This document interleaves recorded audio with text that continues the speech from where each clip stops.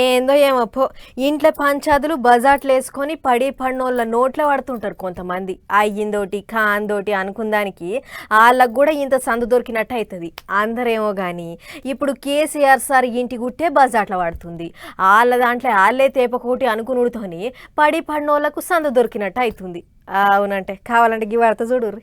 కేటీఆర్ అంటే కల్వకుంట్ల తారక రామారావు కాదటనుల్లో కేటీఆర్ అంటే కొత్త అర్థం చెప్పింది కవిత అక్క. అవు మేము చెప్పుడు కాదు కానీ అక్కయ్య చెప్తుంది ఏనోలే ఇక చెప్పరా అక్క ఈ విధంగా. అప్పుడు కేటీఆర్ పాలనే నడిచింది, ఇప్పుడు కేటీఆర్ పాలన నడుస్తుంది. అప్పుడు కేటీఆర్ అంటే ఏంటంటే కేసీఆర్ గారు, తన్నీర్ హరీష్ రావు గారు, రామారావు గారు. ఇప్పుడు కేటీఆర్ అంటే ఏంటంటే కొండలరెడ్డి, తిరుపతి రెడ్డి, రేవంత్ రెడ్డి. అప్పుడు ఇప్పుడు సేమ్ పరిపాలన నడుస్తుంది తప్పితే వేరే ఏం మారలేదు. దోపిడీ మారలేదు, పెరిగింది, రాచబాట పట్టింది దోపిడీ. ఈ 1,00,000 కోట్ల కాంగ్రెస్ దోపిడీని ఖచ్చితంగా ఆపుతాం. గిట్ట అన్న పేరుకు కొత్త అర్థం చెప్పింది అన్నట్టు కవిత అక్క. మరి దీని మీద ఆయన ఏమంటాడో ఏమో కానీ సందు దొరికినప్పుడల్లా అన్న కాకుంటే బాబుకు, బాబు కాకుంటే బావకు, లేకుంటే ఎవరికో ఒకరికి సూటి పెడతానే ఉన్నది గిట్లా. ఇదే కాదుల్లో మాట్లాడుకుంటా ఆంధ్ర చిన్న సీఎం పవన్ కళ్యాణ్ సార్ ముచ్చటల్లా పెట్టి ఈ మాట అన్నది. బరాబర్ మా జాగిరే కదా, తెలంగాణ ప్రజల జాగిరే కదా. పవన్ కళ్యాణ్ జాగిర్ అయితే కాదు కదా, పవన్ కళ్యాణ్ వాళ్ళ ఫోర్ ఫాదర్ జాగిర్ కాదు కదా, మా జాగిరే కదా. మేం కదా కొట్లాడింది తెలంగాణ కోసం. ఇట్లాంటి వాళ్ళందరినీ ఎదిరించి కొట్లాడినాం కదా. పవన్ కళ్యాణ్ అయితేంది, వాళ్ళ అన్న అయితేంది, మొత్తం వాళ్ళ ఆంధ్ర సంతతంతా వచ్చి కొట్లాడితే కూడా తెలంగాణ బిడ్డరు ఏదో చిన్న చీమలైన పెద్ద పామును బట్టి చంపుతాయన్నట్టుగా అంత పెద్ద ఆంధ్ర విషకూరల నుంచి తెలంగాణను బయటికి తెచ్చుకున్నాం కదా. ఏం ఊరుకోము అంటే కొట్లాడినాం, మేము కడుపు కట్టుకొని కొట్లాడినాం కాబట్టి మాకు ఖచ్చితంగా కోపం వస్తుంది, ఖచ్చితంగా ఆవేశం ఉంటుంది. ఇక్కడ మీరు వచ్చి రాజకీయాలు చేస్తామంటే మాత్రం ప్రజలు ఓడిస్తారు ఖచ్చితంగా. అవు బరాబర్ తెలంగాణ మా జాగీరే, మా తాతల జాగీరే, ఇది ఎవరి జాగీరు కాదు అని బాగా చెప్తుంది అన్నట్టు కవితక్క. వద్దు ముర్రు అంటే ఈ వన్ సైడ్ లవేంద్ర నాయన మాకు అర్థమైతే లేదు. వద్దు బాబు మీ ఆంధ్రాలో మీరు ఏమైనా చూసుకోండి అంటే ఈ గోలేంది, మీద వచ్చి యాసిడ్ వస్తా అన్నట్టు ఈ బలవంతము లవ్వేంది నాకు అర్థమైతే లేదు. అక్కడ కట్టుకోండి కదా క్యాపిటల్, ఆడ పడవలు వేసుకొని పోయే పరిస్థితి ఉంది, ఆడ కట్టుకోండి. అక్కడ ప్రజలను బాగా చూసుకోండి, అక్కడ ప్రజలకు హెల్ప్ చేయండి, అక్కడ పేద ప్రజలకు పనులు చేయండి. అవన్నీ సైట్ వచ్చి మా మీద వాడి ఎందుకు? ఇక్కడ లేరా మా నాయకులు మస్తు మంది ఉన్నారు కదా. మేమే ఎవరమవరం గెలుస్తాం, మేమే ఎవరమవరం చేసుకుంటాం. మా వాళ్ళు చేయగలిగినంత మేము చేసుకుంటాం, మేము బాగుంటాం. మొన్న తెలంగాణలో గిలాస పార్టీ వాళ్ళు మీటింగ్ పెడతామంటే పర్మిషన్ ఇవ్వనందుకు తెలంగాణ ఏమన్నా మీ అయ్య జాగీరా అని పవన్ కళ్యాణ్ సార్ అని ఉండే కదా. అగోగా మాటకు అప్పటి సంది ఇప్పటి వరకు రోజు కింద రగులుతూనే ఉన్నది పంచాది. అట్టియాలవో మలకాళ్ళు అన్న నడుచుకుంటేనే అటంక పవన్ కళ్యాణ్ సార్కు సూటి పెట్టింది అన్నట్టు కవితక్క. యూత్ పొరగాన్లు ఎట్లుండాలే, పలుకురాని తంతే పక్కున వగలాలే అంటుంటారు పెద్దోళ్ళు. దేశానికి ఎన్ను ముక్కలు యువతే అంటుంటారు. అసొంటి యువత ఎంత బాధ్యతతోని ఉండాలి. కానీ ఈ కాలం పోరలు గట్లుండ్రా, ఎవరెడబోతే మనకేందన్నట్టుర్రు. ఇంకా దేశం గురించి ఆలోచించే అంతుందా అనకుర్రి. అదంతా అప్పుడు, ఇప్పుడు అట్లా కాదు, జంగు లేపుతుర్రు యూత్ పొరగాన్లంతా. రైట్, కాక్రోచ్ పార్టీ ఉద్యమం ఊపందుకుంది. మేము అడిగింది మేక్ ఇండియా అయితే మీరు ఇచ్చేది లీక్ ఇండియా అనుకుంటా జిల్లా పురుగులన్నీ జంగులేపినాయి.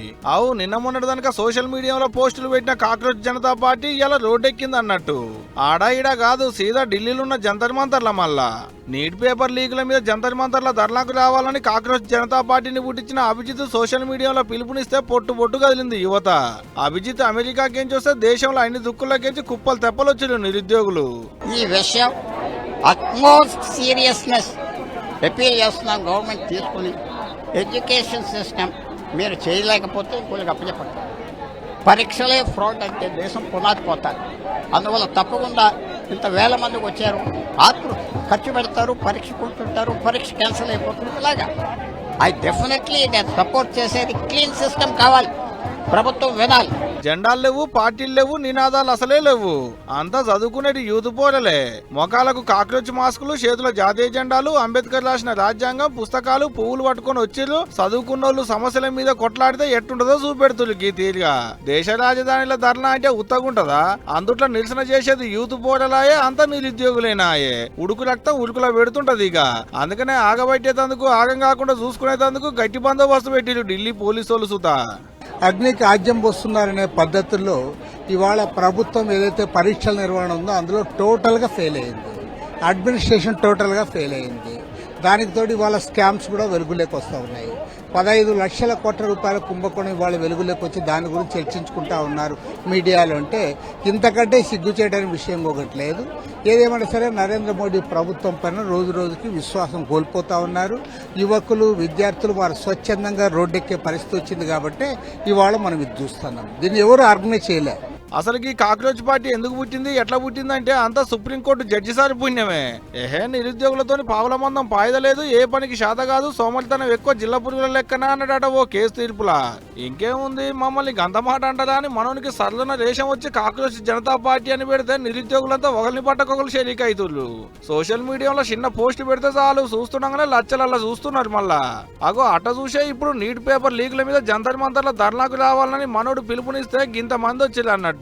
ఒక్క మాటలో చెప్పాలంటే జిల్లా పురుగుల జంగులేసింది అన్నట్టు ఇప్పుడు దేశంలో. పోలీస్ డిపార్ట్మెంట్లో పెద్ద అధికారులు ఎంత బిజీగా ఉంటారు ఏం కథ. ఏ కేసును ఎట్లా పట్టాలి, దొంగలను పట్టుకుంటానికి ఏ ఉపాయాలు కట్టాలి అని తీరు ఆలోచనలు చేస్తారు. వాటిని కింద స్థాయి అధికారులకు చెప్పి కేసులను తష్పచేస్తుంటారు. ఆగో గన్ని పనులున్నా కూడా మన పట్నం పోలీస్ పెద్ద సజ్జనార్ సారు షెక్కింగ్లకు పోయిండట. మరి సార్ ఏడికి పోయిండు, ఏందా కథ అనేది తెలవాలంటే ఈ ముచ్చట చూడాలి.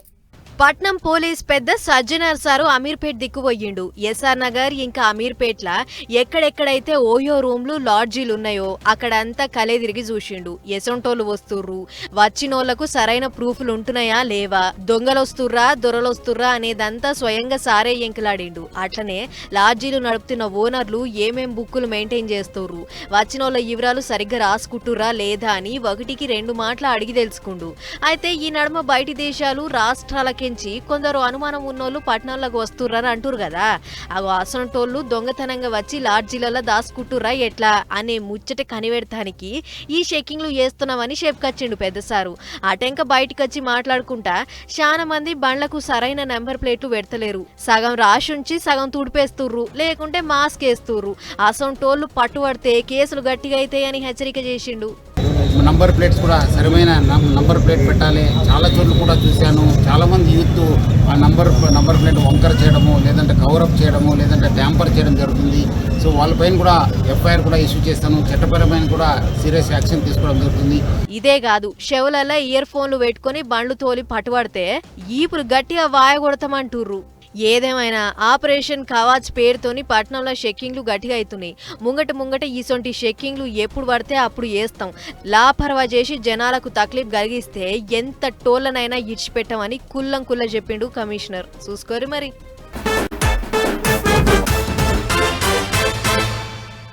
ఈ నడుమ రైతులు ఎన్ని తిప్పల పడ్డరుల్లా ఐకేపీ సెంటర్లు మార్కెట్లకు పంట పట్టుకొచ్చి కొనుర్రి సారు అని సర్కార్ను పానసరం పడ్డరు.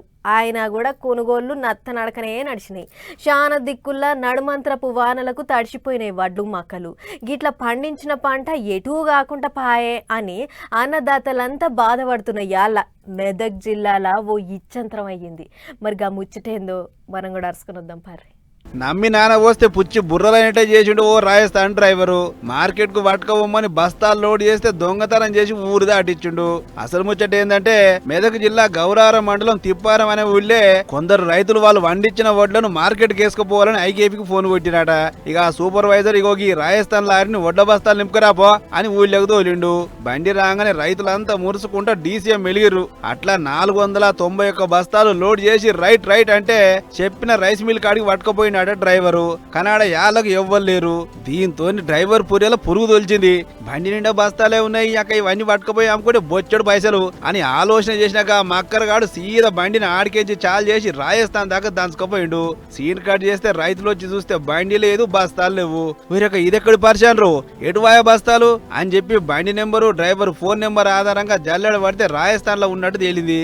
దీంతో 2 గుంపులు లెక్క విడిపోయిన పోలీసులు రాజస్థాన్ దాకా పోయి బండి ఉన్న బస్తాలను వెనుకకు పట్టుకొచ్చారు. చూడరే ఎంత పని చేసిండో డ్రైవర్ గాడు.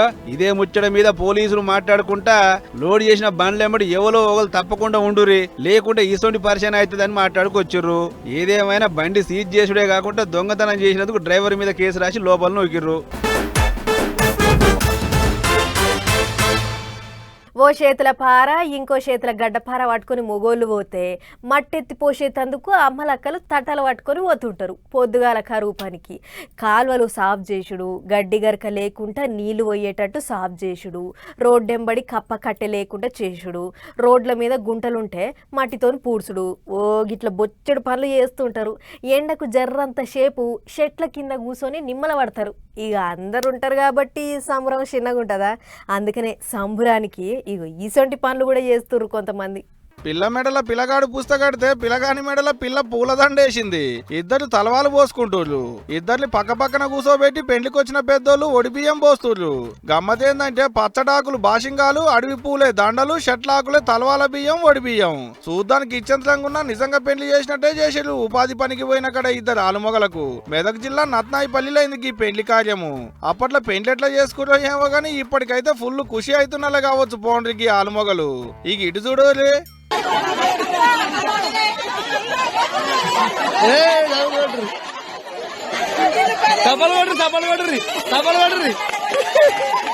ఈడ కూడా అంతే. కాకుంటే ఈడ పిల్లగాడు ఇద్దరు అక్కలే.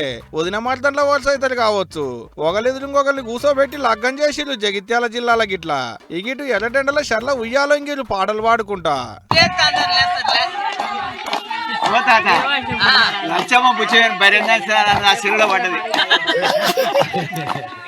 యాదాద్రి భువనగిరి జిల్లా జానకిపురం అనేటి ఊళ్ళో కరువు పనికి పోయిన కాడ వానలు పడాలని గిట్లా ఉయ్యాలంగిలు అన్నట్టు అక్కలు.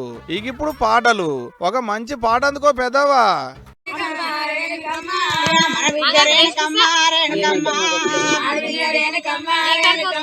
అన్ని సొమ్ములు ఉండే ఓ నాదుడా,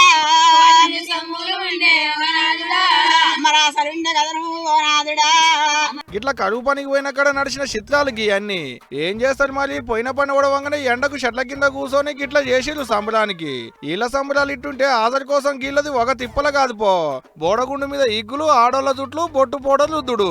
ఆదరి కోసం తిప్పలైనా చూసేటోళ్ళ మురిపోయి చిన్నగా లేదు మళ్ళా. కానీ ఏ మాట కా మాటేనబ్బా. కరువు పనికి పోయిన కాడ ఎండకు కష్టాన్ని మర్చిపోయేందుకు ఆటలు పాటలు ఉత్తిత్తి పెండ్లీలు. ఎండల్లప్పుడు గిట్ల చెట్ల కింద కూర్చొని ఒక మురిపోం కాదు పోండ్రి.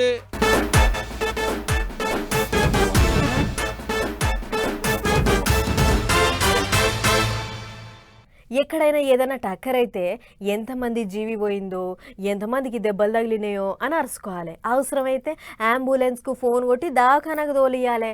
అది కనీస మానవత్వం. కానీ గినడమ చాలా మంది తెలివి మీరిపోయారు. దెబ్బలు తాకినోళ్లకు అరుచుకునుడు కాదు కదా, ఉల్టా ఎగబడి సరుకులు పోతం పెడుతుర్రు. ఇక చూడుర్రి ఆ చిత్తూరు దిక్కు ఏమైందో. ఈ జనాలాపచ్చిన సల్లగుండా ఫిరి వస్తే ఫినాయిల్ కూడా వదులుతలేరు కదా. ఇక చూడురమ్మా మందు సీసాలకు ఎట్లా ఎగబడ్డారో. జర్ర చేపట్ల లారీ మొత్తం ఖాళీ చేసిరు. అసలు ముచ్చట ఏందంటే ఇగో ఈ లారీ బండి నిండా మంది సీసాలు మెలుక్కొని చిత్తూరు జిల్లా మీదంగా పోతుంది. అయితే పోంగా నడుమల ఏమైందో ఏం పాడో. బసిరెడ్డిపల్లి సాయిగా పోగానే ఆయనతో బోర్లా పడ్డది బండి. ఇగే ఉంది బండ్లు ఉన్న మందు సీసాలు అన్ని రోడ్డు మీద పడి చిల్లం కొల్లం. ఇగి చూసి తొవ్వట పోయటో లోకుంటరా. ఏ డ్రైవర్ కావసుంటే ఆయనే బతుకుతాడు. మొదలు మనం మందు సీసాలను కాపాడదాంపా నడు అని చెప్పి మందు సీసాల మీద యుద్ధం ప్రకటించరు. ఇక చూడురే ఎట్టుందో కథ.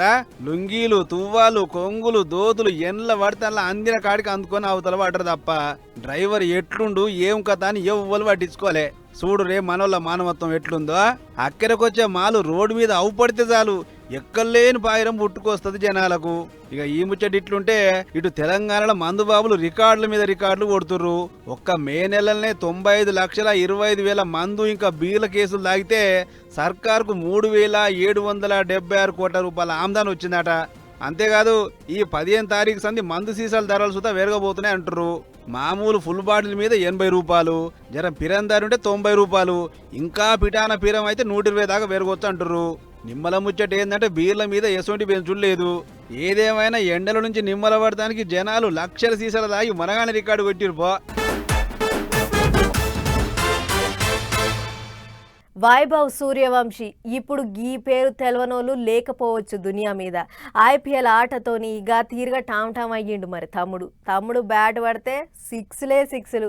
ఈ ఏడాది ఐపీఎల్ ఆటల కప్పు ఒకటే రాలే, కానీ రికార్డులన్నీ బద్దలు కొట్టిండు తమ్ముడు. అట్లనే ఇప్పుడు ఇంకో రికార్డు తమ్ముని ఖాతాలో పడ్డది. ఇంతకు ఏందంటే 15 పసిపోరడు క్రికెట్ ఆటల షెండును షెడుగుడు ఆడుకున్న బుడ్డోడు ఇప్పుడు పెద్దోడైండు. 15 సీనియర్ టీంలకు వచ్చిండు తమ్ముడు.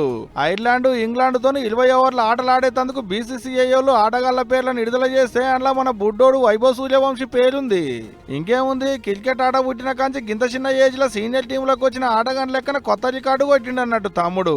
ఇంత మునుపు సచిన్ టెండూల్కర్ ఉండే, ఆయన 16 ఏళ్లకు ఇండియా టీంలకు వస్తే ఇప్పుడు ఈ బుడ్డోడు 15 ఏళ్లకే టీంలో అడుగుపెట్టి ఆయన రికార్డును బద్దలు కొట్టిండు అన్నట్టు.